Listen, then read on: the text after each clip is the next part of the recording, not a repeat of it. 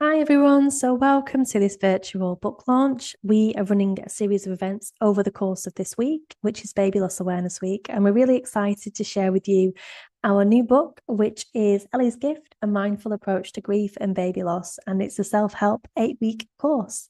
So this is really exciting because it's taken a long time to get this out into the world. The Ellie's Gift project is run around our busy lives. All of us here are working to support Ellie's Gift on a voluntary basis. So any projects that we deliver, any resources that we put out are usually done in our own time, which is often very little time. So to have this book out into the world is an absolute miracle, to be completely transparent. And I'm really hoping that it's going to go on to help and support many families going forward. So the book itself, then, it's an 8-week self-help course, and it's actually designed to be used alongside our 8-week courses that we run here at the Ellie's Gift Project. But we've written it so that it can be worked through independently as well, which is the beauty of it, because it means that for anyone who can't access our 8-week self-help courses, they can independently purchase the book and then work through it themselves. Now, everything here at the Ellie's Gift Project is usually completely free of charge. And what we wanted to do with this book is, of course, we'll be giving it to families free of charge who attend our 8-week courses. But for the book to be purchased, it's going to be sold on Amazon, or it's live to be bought on Amazon. And the idea is that for every single sale of the book, any profit raised, and I mean, when I say is profit, I mean everything, every single penny you spend is redirected back into our Ellie's Gift projects. And what that's going to do is fund future courses for families. So it's a really lovely, beautiful loop of support, really. And it's we're hoping this is going to help fund further courses, because at the moment we either have to fundraise, we rely on donations, and we rely on small grants. And for anyone who's in the world of applying for money for places to run certain things, it's not easy to come by. It's a lot of hard work and can take a lot of time. And we've received countless applications that have come back and said, sorry, you've not been successful. So we're hoping that we're able to sell this book and generate some funds here at the Ellie's Gift Project to be able to run more of our 8-week courses. And whilst we're doing that, this book is going to be getting out there into the world. We are already taking orders for people who are batch buying for their hospital unit. So sometimes when people are in grief, I know Ellie's Gift was set up because of my Ellie. It's important for some people to do meaningful things in memory of their baby or babies. I mean, I just want to say this also, that there is no requirement for anyone to do anything in terms of commemorating their loss or losses. It's a complete unique and individual journey, but there are people who do want to do things. And I know that there are some parents already who want to donate a batch of books to their hospital unit in memory of their little one who's passed away. So the idea is that people can buy these books in batch and then place them onto the unit, and then books will be there available for families to take for free. So again, it's just our way of getting this course out into the world and helping to support many people going forward. Now, the practice of mindfulness massively helped to support me during grief after Ellie dies, continues to support me. It's a big part of my life. I practiced for a number of years before I then went on to do my own teacher training to teach these courses. This course is the Breathworks course, but we've adapted it to support families in grief who've experienced the loss of a baby. And the whole kind of idea of the course, it's not kind of a let's just forget about your grief and let's take a super positive approach to life, and let's just be in the present moment and just forget about everything. That's not what it's about. It's about learning how to hold grief differently. It's about learning how to be with those difficult emotions in a different way, learning how to develop kindness towards yourself, learning how to develop self-compassion, connection, learning how to connect with the world again in grief. We cover a whole range of different things. And from what we know is these courses are helping many people. We get a lot of good feedback from the courses that we run, life-changing feedback, in fact. And it's something that we're really proud to be able to deliver here at the Ellie's Gift Project. So being able to have this now in book format is really very exciting because it means that more people can find this support. So I'm here this evening to read a small section of the book, only a very small book reading. I'm aware that you are probably very busy, whoever you are, wherever you are in the world, as we all are in this day and age. So it's not going to be a lot. So if you've got maybe 5 more minutes and even maybe a bit less than that, if you want to hang around and listen, then you are more than welcome. So I'm currently reading from week 1, and this is part of our What is Mindfulness chapter. So I'm jumping straight into page 27. So, how do we cultivate the practice of mindfulness and train our brain to stay in the present moment? Developing the practice of mindfulness is like creating a new path in a field of long grass. Imagine you walk through a field in the same direction every day. Over time, a pathway forms where the grass is trodden down, and while the rest of the long grass remains clearly visible around it, one day you decide to walk in the opposite direction, through the long grass, instead of following the usual path. Initially, it's hard to walk through the long grass, but over time, as you persist, the grass begins to flatten and a new path forms. Meanwhile, the old path starts to grow back until it eventually becomes indistinguishable from the rest of the field. This is similar to how we form new pathways in our brains, similar to how walking the same path every day flattens the grass and forms a distinct trail. Practicing mindfulness daily will create changes in your brain as you develop a new habit. Practicing mindfulness involves consciously being in the present moment, noticing our direct experience through our thoughts, emotions, and surroundings without judgment. Over time, this deliberate practice can lead to changes in our brains through neuroplasticity. Neuroplasticity refers to the brain's ability to form new neural pathways and reorganize itself based on our experiences and behaviors. By regularly engaging in mindfulness activities, we strengthen the pathways associated with awareness and attention. This not only enhances our ability to stay present and focused, but also promotes overall emotional regulation.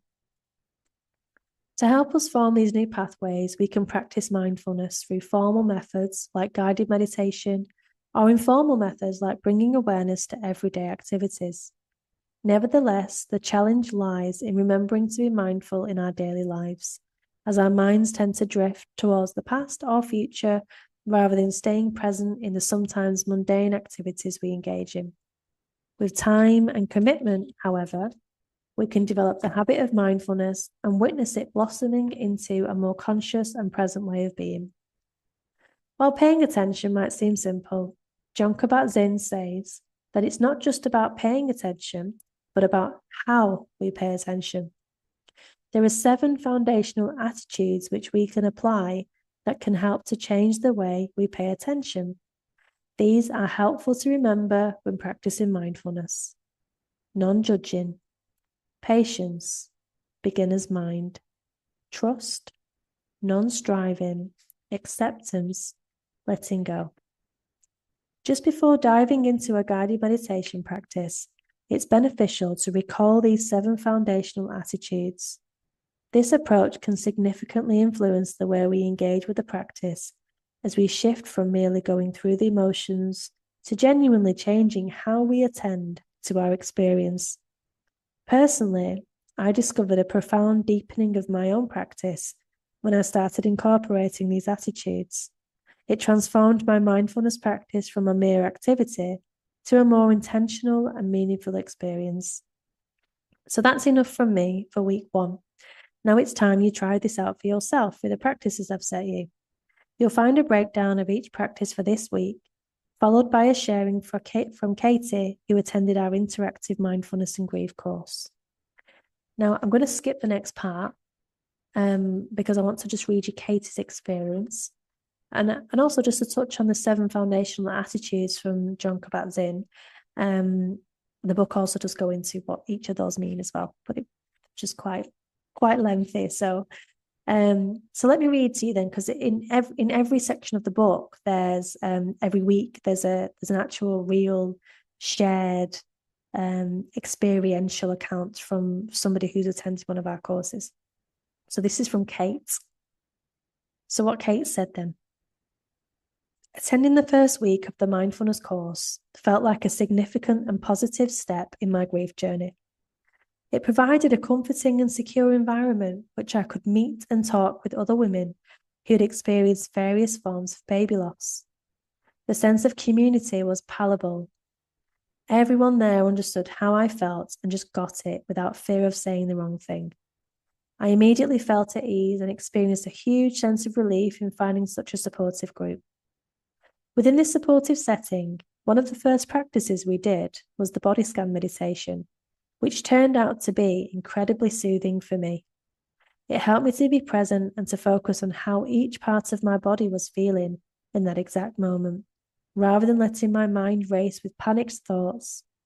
This practice was effective in making me pay attention to different sensations in my body, which had a calming effect that lasted even after the session and into the evening.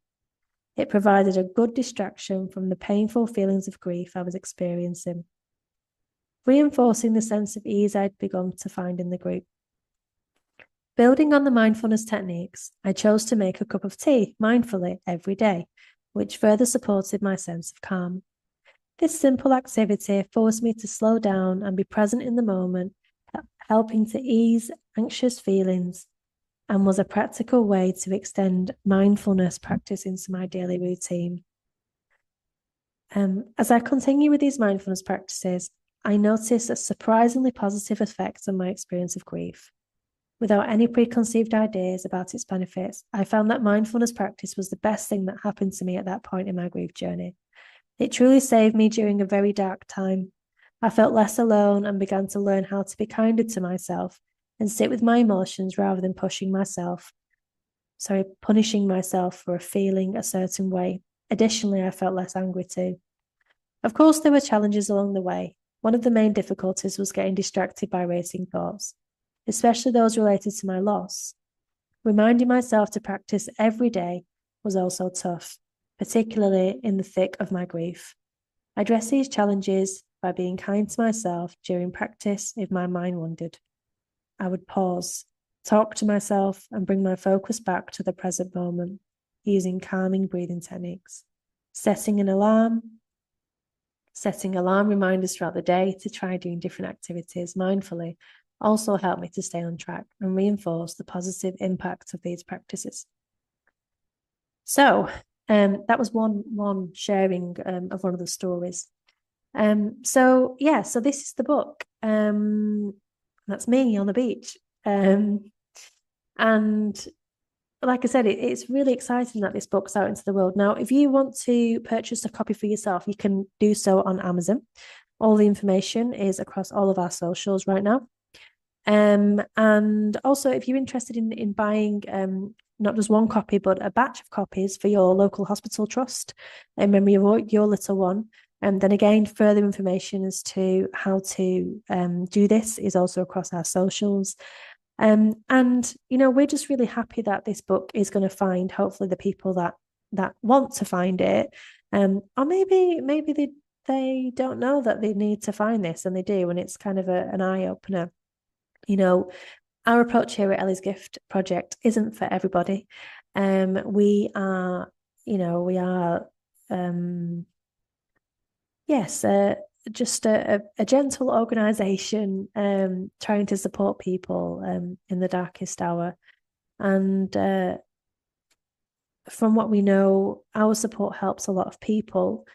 But of course, having an interest in different modalities to support ourselves in grief, i.e. mindfulness, relaxation, breath work, yoga, these kind of topics are kind of our hot topics here at the Ellie's Gift Project.